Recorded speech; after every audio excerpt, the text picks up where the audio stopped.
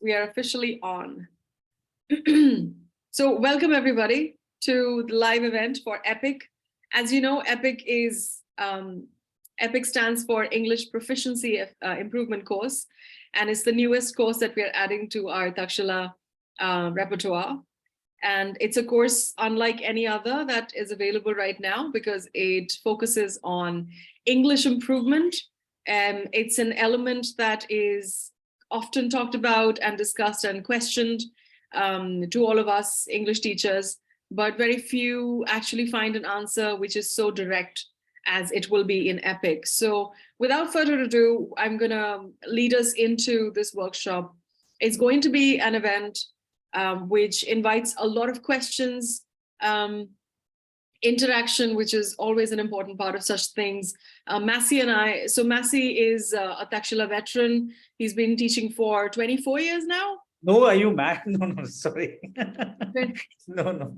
16, 17. 17 years.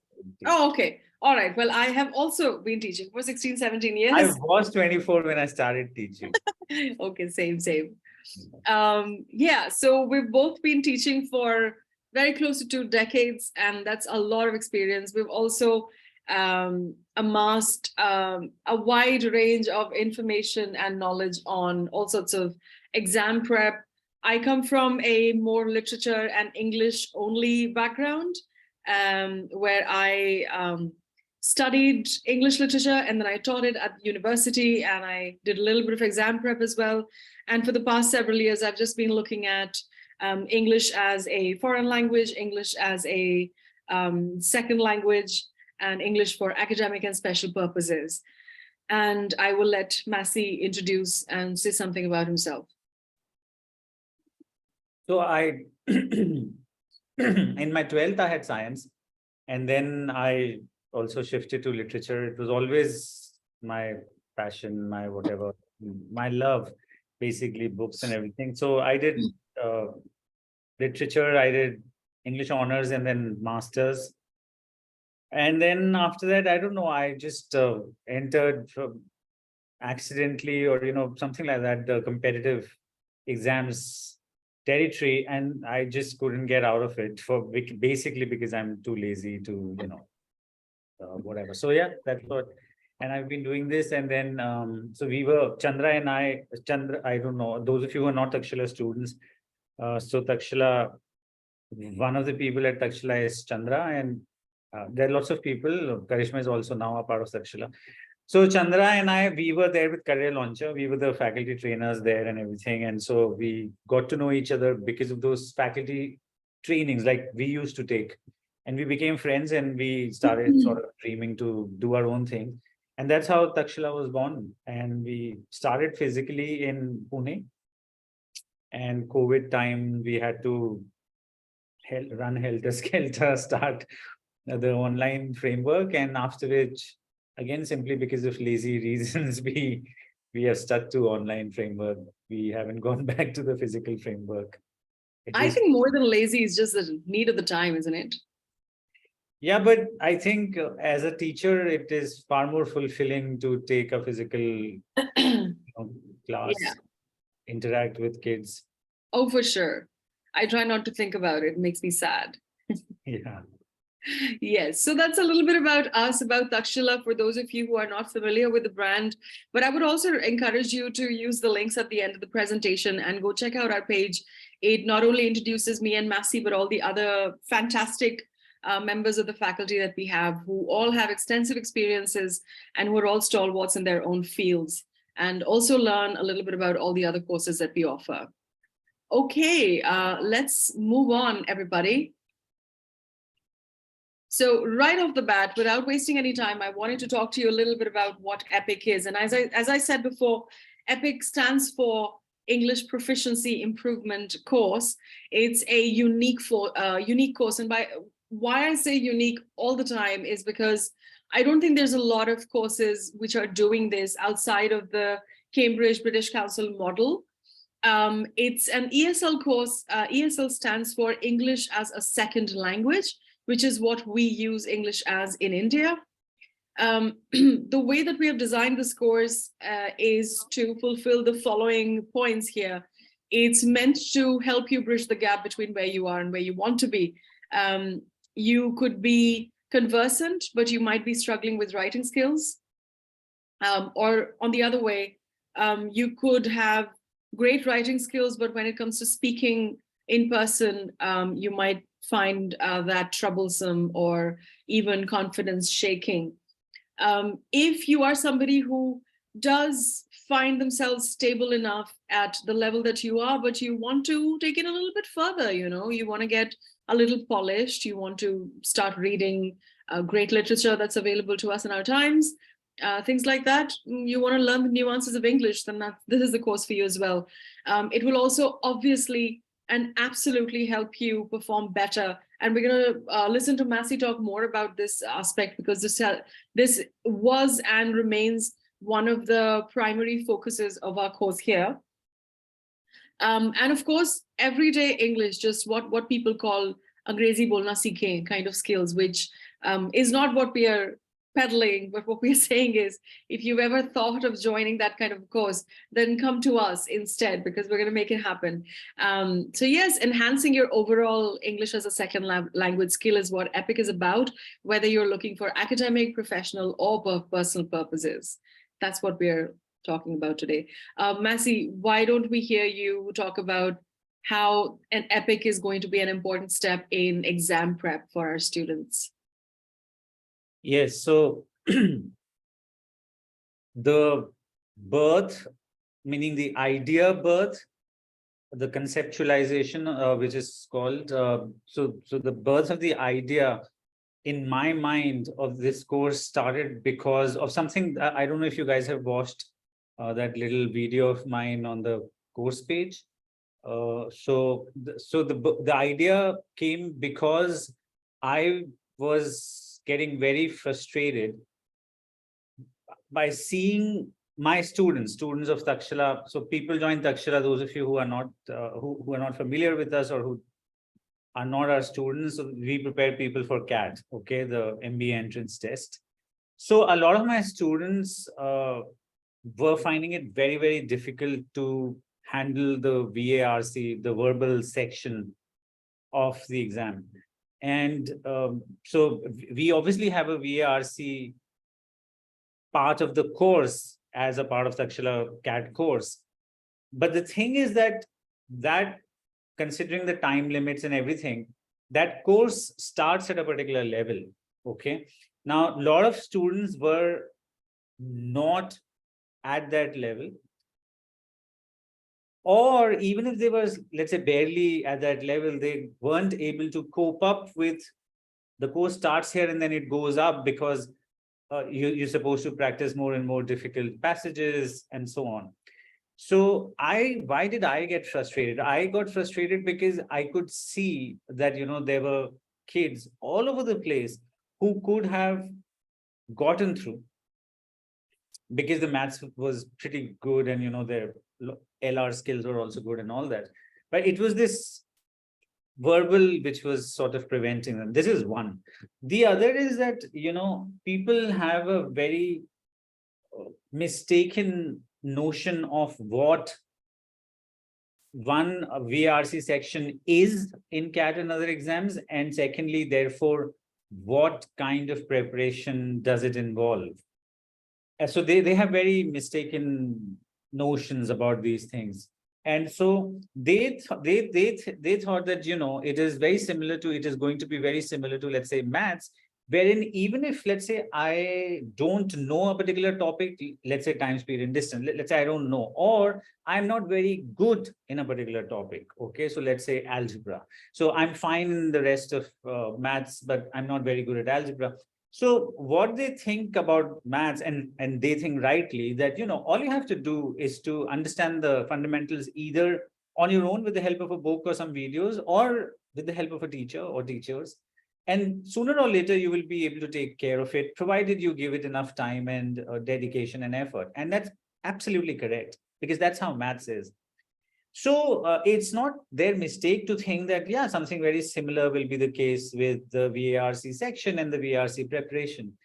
However, nothing could be further from the truth, because the difference is that VRC deals with language, unlike, maths, which is a completely different thing. So to put it in more understandable terms, maths is like an event. An event is something which has a start point and an end point. So if you want to visually represent it on a paper, then an event is like a dot. Whereas English, or any language for that matter, is so as compared to event, English or any language is a process.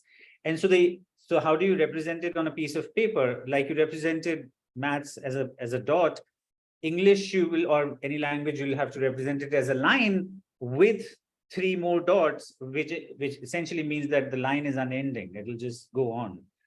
And that is what is that is the problem with any language. You can't start and finish it. Like, if you say, well, I cannot understand passages and so on. So then you start, okay, you start doing, so you attend, let's say, a CAT course, ours or anybody. So there are these little skills or little theory parts, how to, read few things, how to understand the questions, how to answer them.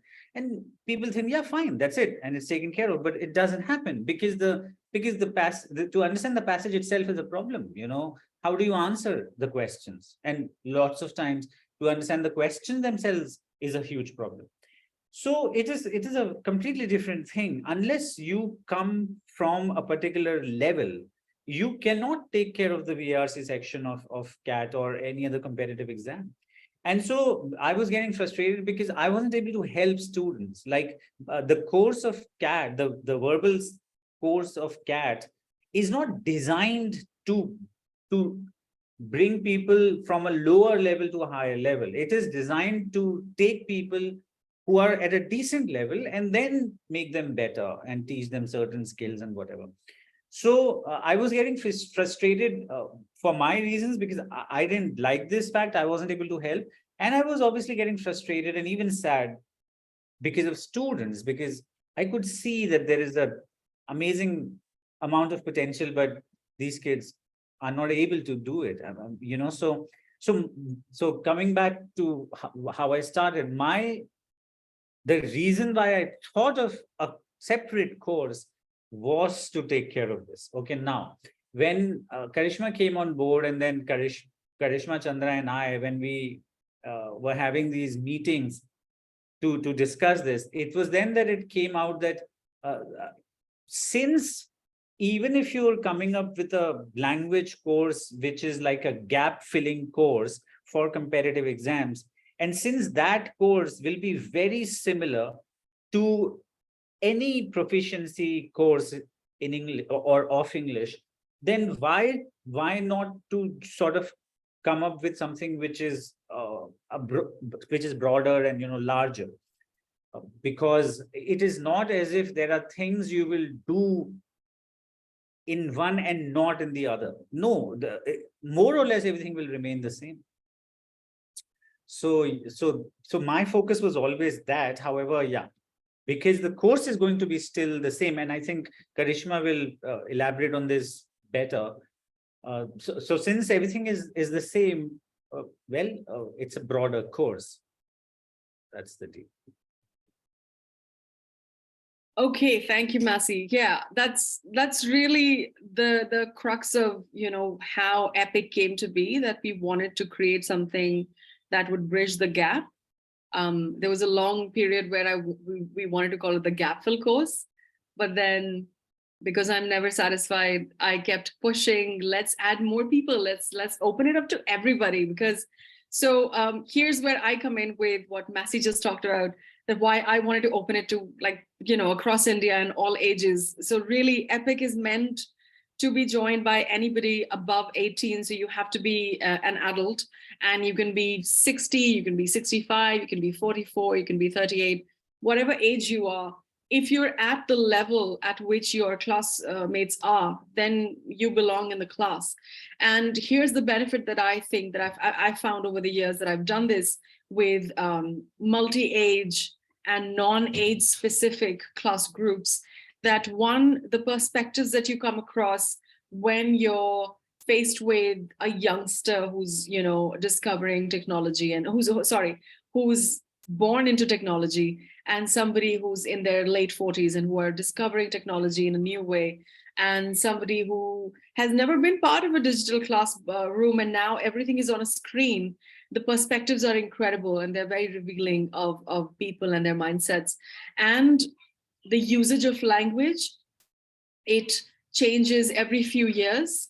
I have seen it change multiple times in my lifetime, and I'm sure that you already have experienced that as well. So when you come across in a controlled environment with a teacher, with a moderator, to tell you that this is correct English and this is incorrect English, but above and beyond that, everything goes. You get to play with context, you get to play with language a lot more. And with different ages being part of the same class, I think it makes for a fantastic way to learn, without judgment, without, you know, apprehension, without considering, oh, how will I sound if I say this? Or, you know, I'm used to talking like this with my friends, which is all great, but why don't you try and expand your audience just like we're expanding to all ages? And you might be surprised at how willing and accepting people can be of new language when it's done in a proper way. So that was another way, that was another reason why I wanted to open the course really wide and invite everybody in. Okay, so here are a couple of reasons why I think that everybody should consider taking up EPIC.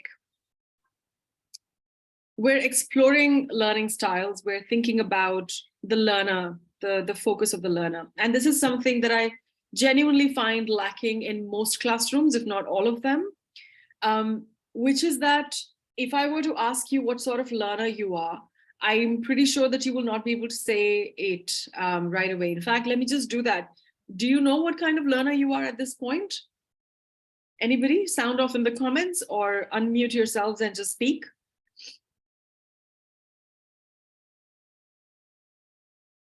No. Nope. No. Yeah.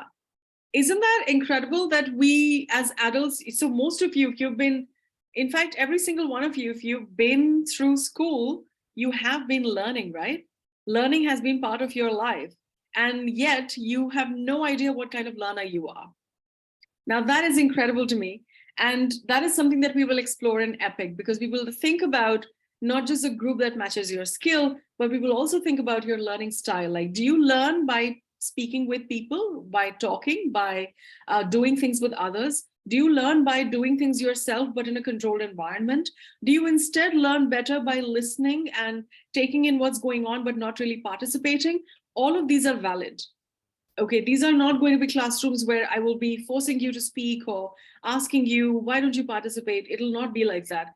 I mean, of course, there will be a certain amount of participation expected, but more than that, it'll be focused on your particular learning style, and we will have meetings on that. We will have discussions and quizzes on that, on discovering your particular learning style, whether it's listening, audiovisual input, or whatever in between. And we will try and then identify ways that you can enhance your learning based on your preferred learning style. Now, doesn't that sound fantastic? I think it does. If you have any questions about learning styles, I would love to take them up now.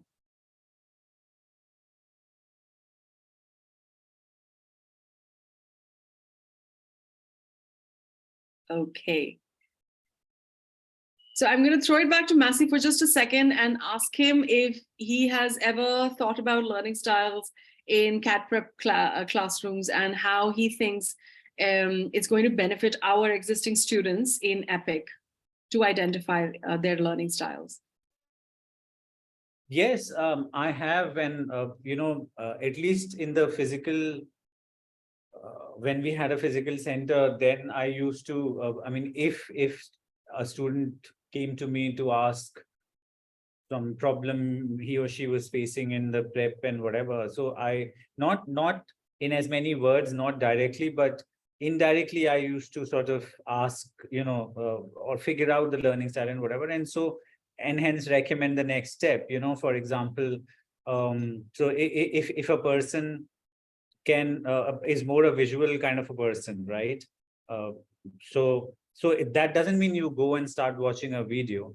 Yeah, what that means is that you would understand better if things are illustrated to you through either animation or drawings or whatever. So those kind of things. So for example, there is something called mind maps. So this person, when this person will make notes, mind mapping is much better for this person, especially if this person uses shapes and figures to sort of point at things and remember them instead of text. So these are visual kind of people. The other people are like people like me who are absolutely text based, meaning they want things to be written to them. So I am not so good if you give me a video to learn something, and forget illustration. Even if somebody is talking, I'm okay, meaning fine. But if you give me a book, meaning if you give me printed material, I'll be significantly better because I can play around with it, and do things to it and understand it in my own way. So yeah, these are the two examples, but then there are all sorts of, so there are auditory sort of learners who are better at, I mean, they grasp better and remember better if they hear things, and that doesn't include watching, it's just hearing. So these people, I think, really like audiobooks. Like I'm okay with audiobooks, but any day give me a printed book, so these things matter, of course. Lots of us see, but I don't think any of us is exclusive, one-sided. We are all a mixture, but yeah, we tend more towards one side or couple of sides than the others. Yeah, that's fully exactly where I am. I will admit that I myself am I'm a kinesthetic learner. I have all of my senses on alert, and for different purposes, one of my senses will come alive. Like I remember years ago when I was training to become a CAT first aid contact person. I attended courses, I watched videos, I did everything, and I watched people live. But the first time that I actually placed the bandage on an injured cat is when I understood what was really happening, and I could have never learned it any other way. But like Massey said, for books, it's a different thing. For podcasts, my life runs on podcasts. I think it's my fuel. So every different sense kind of relates to a different learning style for me. But the fact that I know it helps me significantly to aim at a certain medium of learning when I'm going for something. So for example, if I'm thinking about making a lesson plan, I know that I'm going to be teaching, talking, video, audio, sound, everything. So I will engage my senses in that way. And similarly for these classes, when I know that I have a couple of students who prefer auditory styles of learning, a couple of people who really respond well to texts, so I will make sure that the lesson has both of those. So both these groups can be catered to at different points in the lesson. And that's, again, it goes back to inform the point that I made earlier, that this is truly going to be a unique experience for you, even if you enroll it for the heck of it. Yeah. Okay, so moving on with what you get in EPIC. So you get internationally curated lessons with a wide range of topics. This is my favorite part about teaching an English course and not a CAT prep course. Not that there's, I mean, I love teaching CAT prep as well, but this is my favorite thing because it is something we can change at a moment's notice. For example, till 2 years ago, I wouldn't have thought of including Ukraine in my lesson plans, but I now cannot not think about it. Similarly, for current events, for topics which are trending, for social media trends which are now on fire. So I would love to, and I do include things like that in lesson plans because I think it makes so much sense for our learners to talk about things that they're actually going to go out and talk about. Because what is the point otherwise of preparing them for real life English if we're not going to practice real life English. And that's why in this course, it'll be much, much, much less about the classics and the vintage literature and the quality that's available in those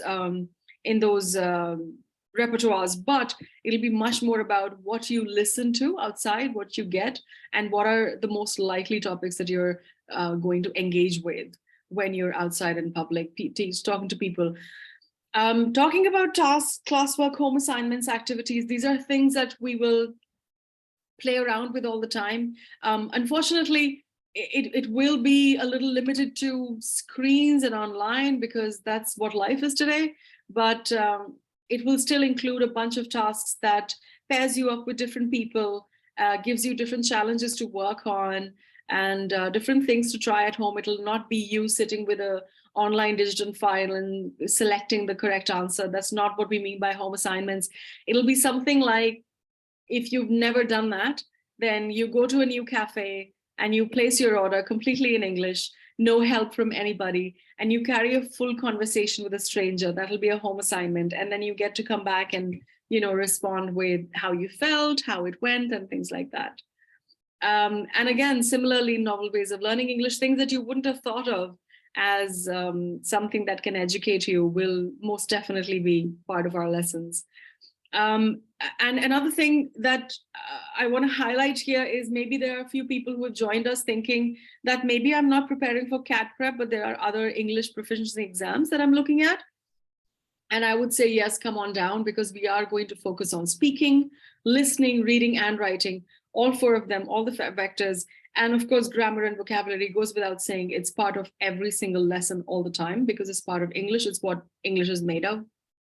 But we will be talking about speaking, listening, writing, and reading as individual skills, which will all be sewn into one lesson or the other, sometimes in a combination of things, sometimes as a unique skill on its own. And of course, we're going to think about methods of e-learning, which people might not be familiar with, but there's a lot of really fun stuff that's happening on Zoom, on Classrooms, on Google Meet, on Blue Button, so many other apps. And we just want to make sure that we curate the best of a few things and bring it to you in the classrooms every time. Massey, would you like to add anything to this? No. Okay. All good. Okay, cool. So skill level matters. Now, sound off in the comments if you understand what it means, because we've been talking about if you are not going to be at the same level, you won't be part of the group. That's not to make us ourselves sound too exclusive, although, it is. But do you understand what we mean when we say skill level? Feel free to unmute yourselves.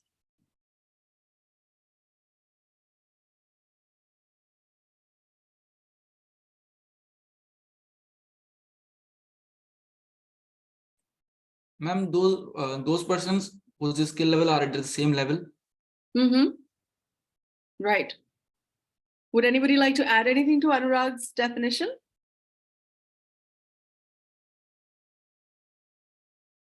Okay, I guess not. Well, I'll just very quickly explain this, and because we're going to talk about this in the upcoming slide. The skill is essentially the level at which you are at this time in terms of English knowledge, not just English speaking, but English knowledge. This is where a lot of places go wrong in assessing you, because they think that however much you speak is where you are, but that's actually incorrect, because you take on a lot of the language that you hear around you, and because you hear it in context, there's very little chance for you to go wrong with it. A simple example is even somebody who does not know the ABC of English will still be able to wish you good morning in the morning and good night in the night. And that's because they've seen it and heard it all the places. And they must have heard it in the right place because they do it right. However, there will be a lot of people who will greet you with good morning, no matter how many times you meet them and no matter how many times of the day. And that's because they haven't learned it in context. They learned it once and they thought this is the way to say hello. So for them, good morning is aloha. It's just everything that you say is the one thing that you say to say hello and goodbye and everything in between. So that's what we mean by skill level. It's the level at which you are operating your entire skill set of the language. So as a learner, you cannot be overwhelmed with challenge. And by that, I mean, you should not be placed in a class which is so advanced from you that you're struggling to keep up, and you just feel all the time that I don't know how these people are able to say this or understand this, where I'm struggling to even finish reading the text. And I'm sure that you've come across such an experience if you've been in CAT prep classes at times. Nor should you feel like you're the odd one out on top. So you shouldn't also be in a position where you feel like this is so boring and so below me. I don't know why I'm part of this class. And that's why we work with CEFA. So CEFA stands for the Common European Framework of References.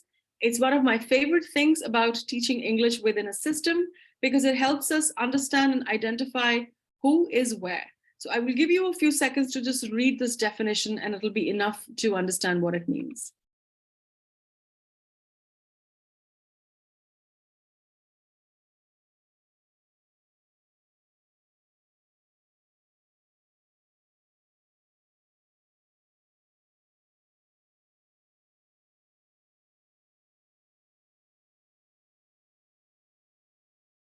Okay, feel free to Google CEFA and a lot of stuff will come up, including some diagnostic tests, one of which we've got available for free for you on our website. So should you feel compelled to learn more about the course, should you feel motivated enough or interested enough to figure out what your level is, why don't you come on down to takshzila.learners.com, look for EPIC, and you will find a free diagnostic test over there, which will tell you where you stand right now. But we use CEFA because CEFA develops and divides skills in this way, and it's super efficient, you guys, because at the beginner level, or what we call a way stage level, you can understand and use basic phrases. So like I said, good morning, good night. And you can communicate with people in simple steps. So, you know, like if somebody says, where toilet? Somebody will understand where to, everybody will understand where toilet, but it's not the most efficient way of asking for the restrooms. Today when I went a little outside for lunch, and so there was these two people sitting there, and usually this side of Goa, mostly Goa, but there are lots of Russians. Anyway, they were talking with themselves, and I could figure that they're speaking something similar to Russian. So then this the guy with her, he went somewhere, and so she, I think lady in her 60s or something was sitting, and I asked her, "Are you from Russia?" So she, you know, she was like, "What?" I said, I thought maybe, you know, I said, have you come from Russia? So her reply was, my English no good. Right, yeah, standard, my English no good. No, You know, so this is, yes. I think would be A1, I guess, maximum A2.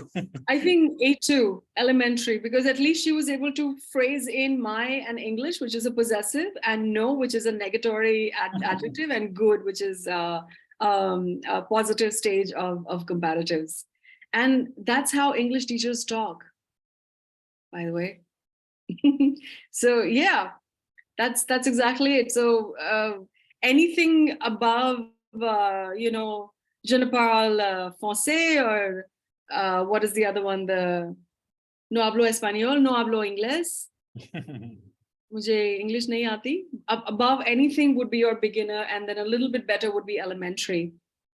And you can participate in short conversations as where you're at pre-intermediate. So think about, you know, people you will find typically at the lower level staff at offices, where they're able to understand short phrases.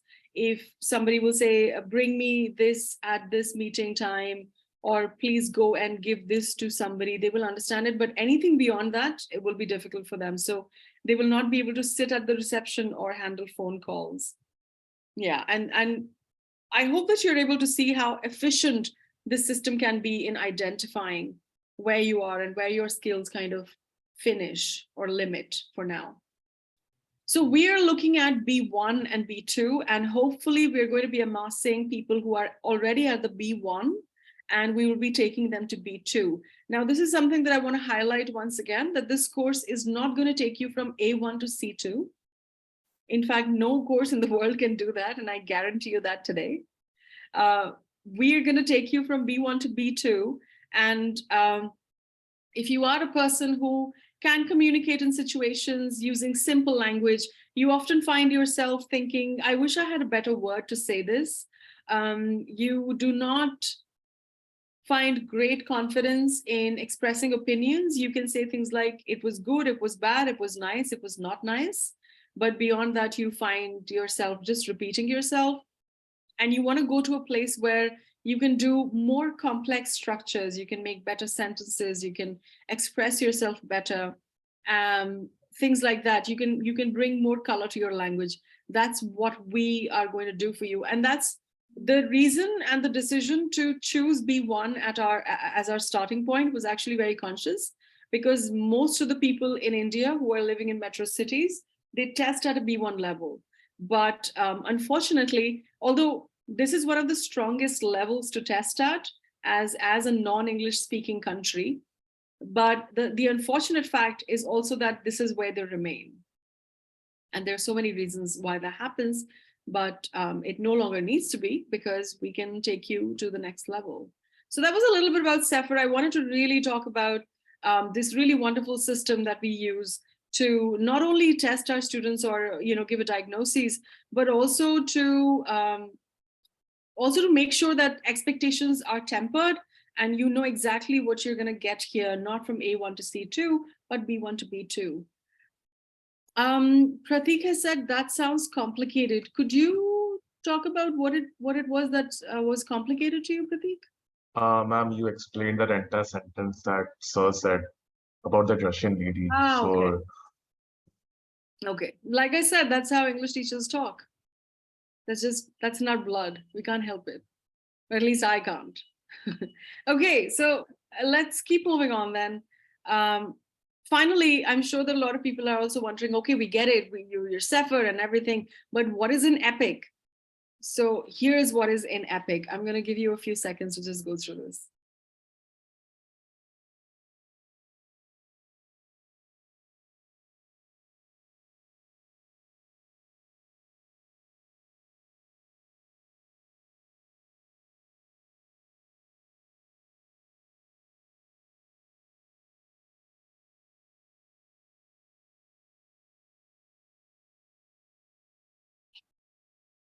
Okay, can I ask for the people who are still present and listening to us, which of these things is the most surprising to you, and which of these things is the most exciting to you?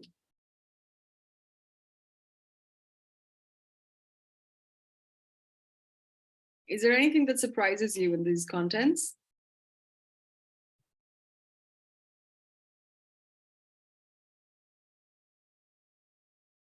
Okay, if not surprising, is there anything that you find exciting, something that you look forward to should you decide to join?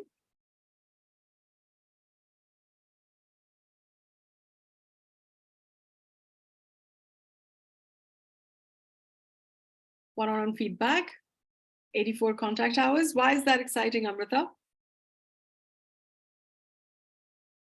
Because I think I'll be able to express myself, have communication with you, and will be able to improve my English in a much better way. That's why. For sure. That's, yeah. Yeah, because I think public speaking is not my domain, much of it. So I think there I need to improve. That's why. Right, great, good to know. One-on-one feedback, who said that? Pratik. Pratik, why is that interesting to you or exciting to you, one-on-one feedback? Ma'am, it would feel like a personal interaction with you people, because at the end of the day, if you follow a particular course structure, you would be like doing some sort of homework. But getting a one-on-one interaction with the teachers is really nice, which is not really available nowadays in many courses. Yeah, I fully agree. I think, and that was something that I definitely wanted to highlight, that it's so important to just have even a few minutes of time with the people who took you through the course and saw you develop, because it's almost like a green light saying, go forth and conquer. And if you get that kind of green light, it feels really great. So that's something that I'm definitely gonna keep in my wheelhouse for every single course, every last one of them. Ranveer says the last one. What about the last one excites you, Ranveer? Ma'am, what happened when we talk to my mentors, they will connect where we are wrong, where we are right. So I think this feedback is very good for us. So they will also increase our efficiency to increase our communication or as something. Absolutely. Yeah. And also it's not just going to be about, not just feedback, not just how you did, but also what you can do to continue your education. Because of course in time we are going to introduce B2 to A1, B2 to C1 and C1 to C2. But in the meantime, there is no reason for you to stop learning. So there will be, of course, things that we will discuss and suggest to you to do on your own. Ayush says, would this course help someone who's already scored 8 in IELTS? No, Ayush, because you are already studying at a mix of B2 to C1 level, depending on which skills are stronger in you. So no, I wouldn't say that this is a course for you. Okay. Massey, anything you'd like to add at this time? No, I just want, but you've already said it, but I just wanted to emphasize on the fact that in case, I mean, the students who join us, and in case they like the thing and they like the whole idea of how it is going and the interactive part of it, and I think I have a feeling that it could develop into a very good sort of like a friendly sort of an atmosphere where people just generally meet, chat and whatever. So in case those people in case that happens, and I think that will happen, then we can and so automatically they will ask us what next and whatever, so we can, with them we can immediately start a C1 course or whatever. So yeah, I actually have a live example of that from 2016 through 19. 16 is when I started teaching creative writing at British Council, and it was a 2-month course like all of their courses are. It was not a module 1, it was just the only standalone creative writing course because there was a demand for it. And then very soon, the minute the course would end, the students would come back saying, okay, now what? Because now is when we are starting to write. We spend the whole summer learning and, we honed our skills and blah, blah. But now is when we feel like, okay, we wrote an article, because we used to write 3 things through the course. We used to write a personal blog. We would graduate to an article, and then we would end with a newspaper sort of a piece or a fiction, depending on what they wanted to do. And by the time that they got their last feedback and we would give detailed comments, they would be all charged up and be like, you're just going to leave us here? Where do we go now? And we would find ourselves as teachers just like feeling obligated to do reading clubs and book clubs and things like that, but it was never the same thing. And then by the time 2017 summer rolled around, we got orders from the management saying, hey, you guys have to make a second module, and we did, and it sold like fire. So it shows that when you give your learners the right kind of direction to go to, they will ask for the next steps. And that's what I'm hoping we will achieve with EPIC as well. Yeah. Okay, so we're gathering, we're right on time and moving towards the end at a great pace. There are a couple of audience questions we got submitted through the forms. The course structure thing I've already answered, but if there are any lingering questions or doubts, you are now very welcome to ask at this time. Anything from the ridiculous to the sublime will be entertained, so there are no stupid questions here.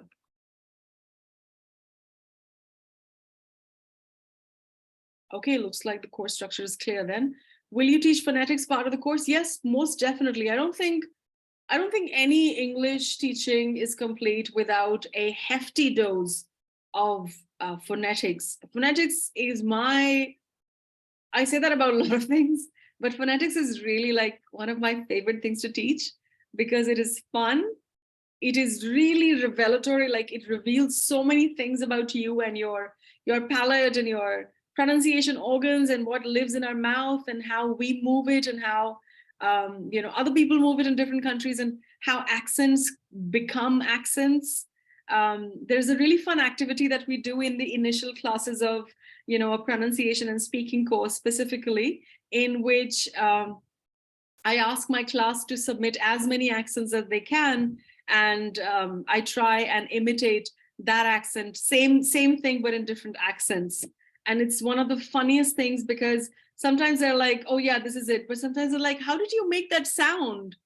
Where did that come from? Where did your tongue go? And it's really, really funny. And we also do visuals with phonetics, because that's how you show how your tongue rolls back and how it travels forward, and where your, uvula rests. And so short answer, yes to phonetics, always yes.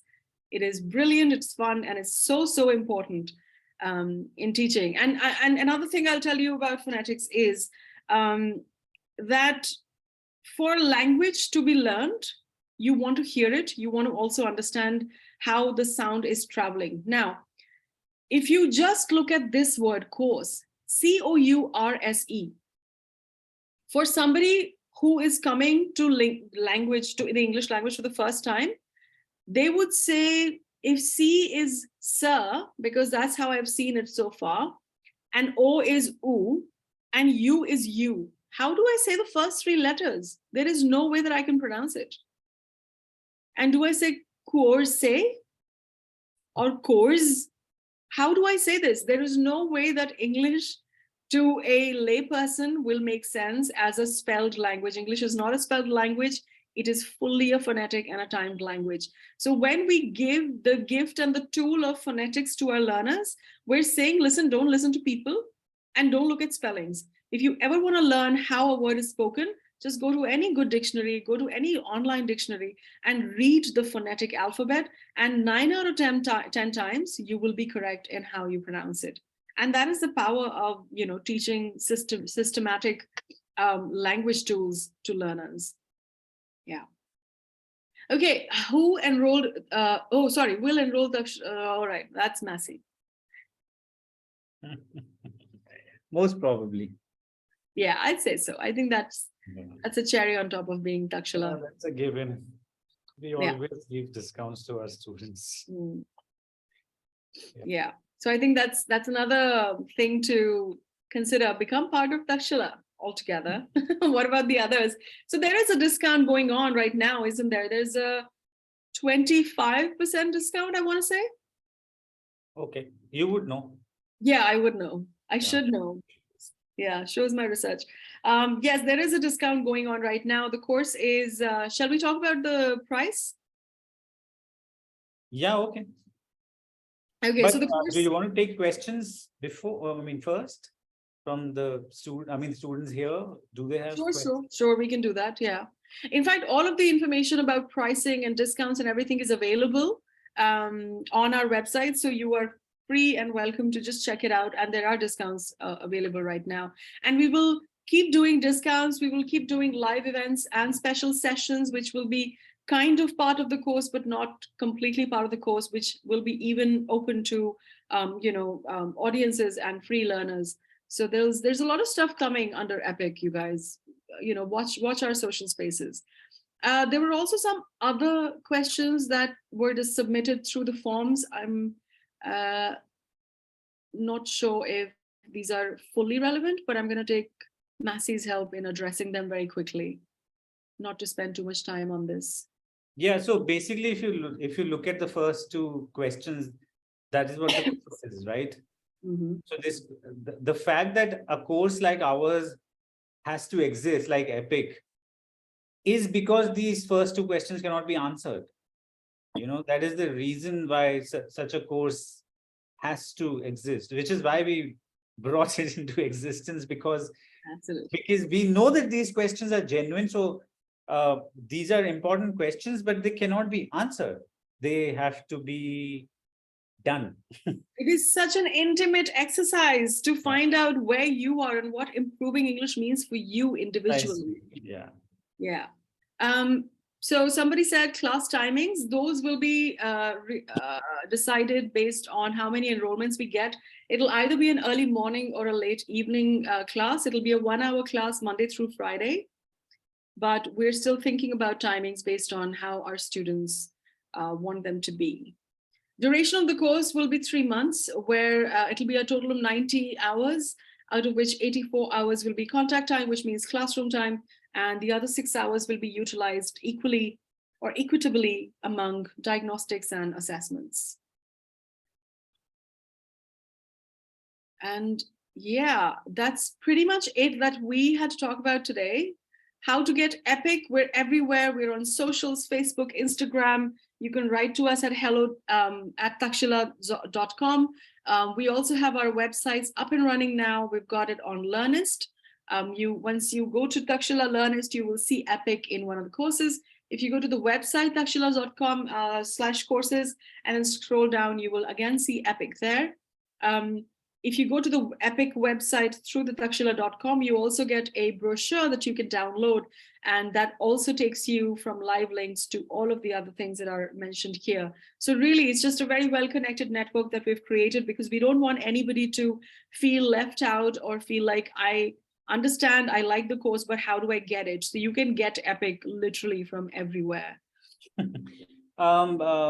Anurag, what is your question? I'm sorry, I missed it. What about others?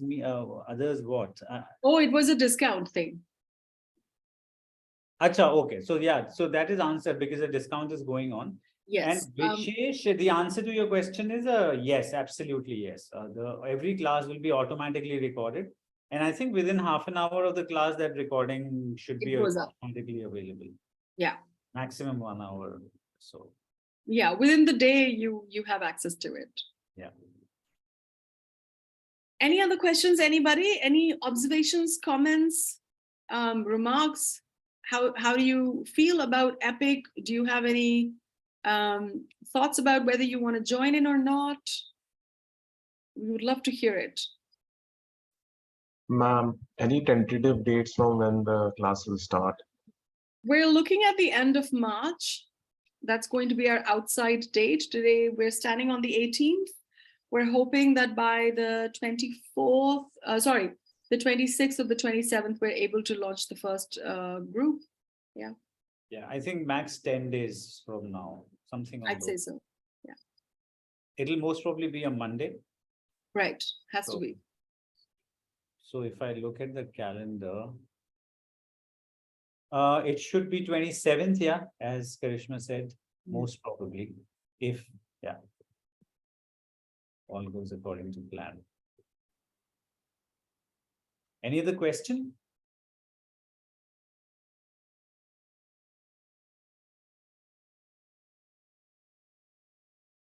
Okay. Won't the batch timing class clash with Kat's morning batch? No, it'll not be 7 o'clock. It'll be something around 8 or 8:30. And in fact, because we're thinking of running multiple batches, it's not necessary that it'll be an early morning thing. If we have enough people who have time on their hands to spare 10 to 11 or 9 to 10, we might just do that. So it's really basically, yeah, it depends on kids. I mean, once you join, then we can have a conversation on this and figure out something which suits most people. Yeah, we're going to poll about it, guys, before deciding. So that's not something you need to worry about. Okay, since people are slowly punching in, but also punching in questions, I'm going to give it another few seconds. Oh, okay, cool. And see if there's anybody else who wants to post a question. If you want me to go to a slide in the earlier in the presentation, let me know. You can do that.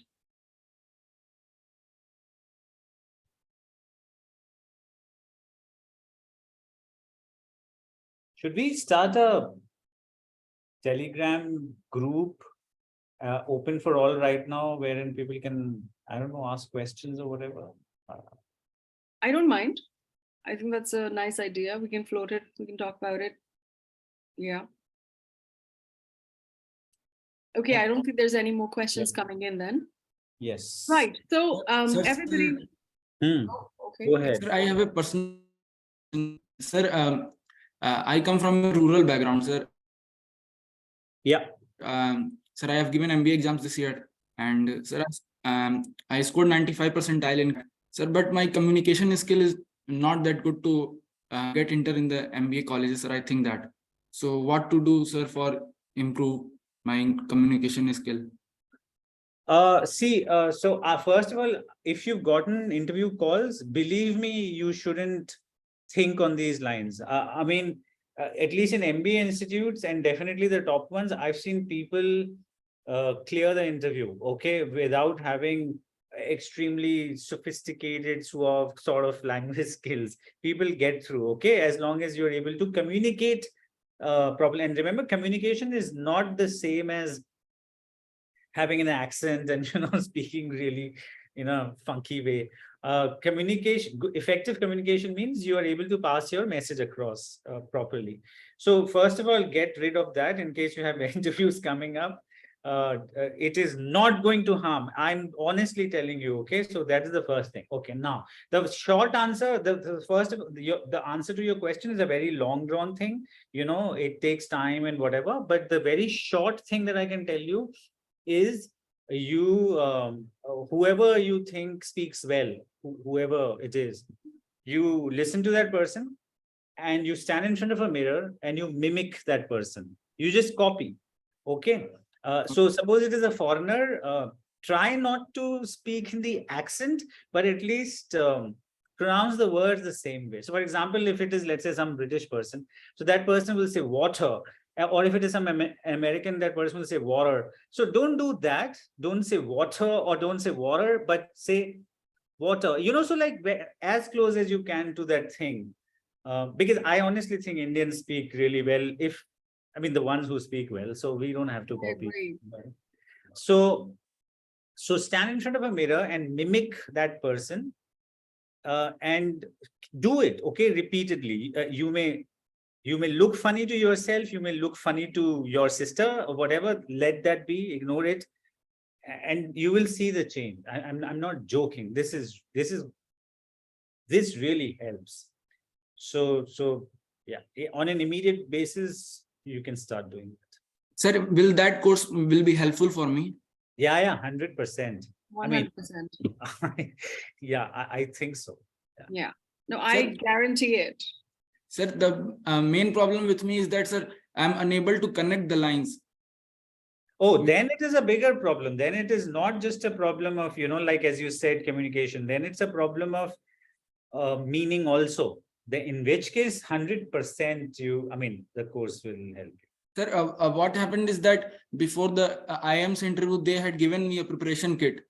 So I prepared already from that question. So like, where do you belong? Why do you want to do MBA? So I prepared already, but when abstract type of questions came, I am unable to give answers. That problem is leaving me behind.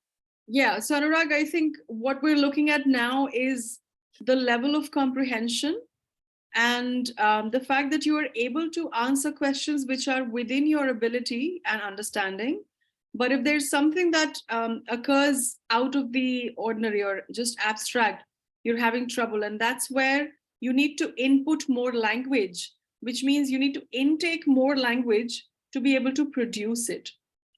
And that's part of the EPIC plan, that it's not just giving you things to talk about. It's not like I'm going to walk into the class and say, this is today's topic, go and discuss. And I'm just going to sit in a corner making notes, being judgmental. No, it's going to be if on a morning in an office, you and your colleagues decide to talk about something political that's happening. How do you talk about it? How do you give opinions without sounding problematic or offensive? How do you take in others' opinions, even if you don't agree with them? Things of that nature, which are realistic, which are real life issues. So that's where youth, I think, are having trouble. And this is definitely something that we'll be looking at in EPIC multiple times. Okay, thank you. I will definitely join it. Thank you. Glad to hear that. Okay, I guess. I think that's about it. We're also exactly an hour from when we started at 7:04 p.m. Thank you, everybody, for joining, for listening to us so patiently, for posting questions, sharing your thoughts and ideas, and giving us a nice hour of interaction. Thanks a lot, everybody. See you Thank you. soon. We will see you. Bye-bye.